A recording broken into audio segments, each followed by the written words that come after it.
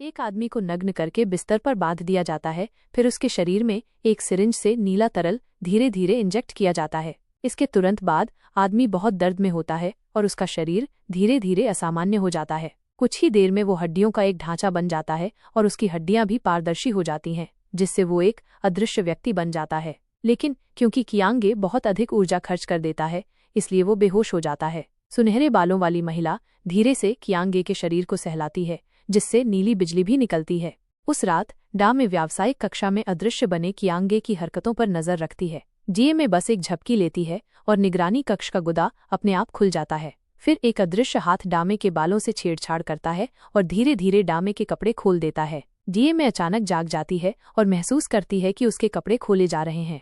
फिर डामे कियांगे को बुलाती है, ये जानने के लिए कि क्या ये कियांगे ने किया था, लेकिन उसे कोई जवाब नहीं मिलता है।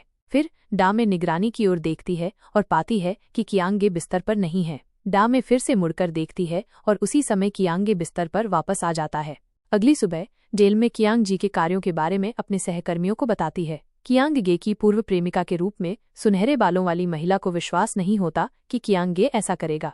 डाशन कियांगे से बात करने की योजना बनाता है, लेकिन डामे डाशन को रोक देती है, क्योंकि कियांगे इस प्रयोग का समूह नेता है। अगर कोई उसे नाराज करता है तो किसी के लिए भी अच्छा नहीं होगा और उन्हें टीम से बाहर भी निकाला जा सकता है। इसलिए डेमे को चुप रहना पड़ता है।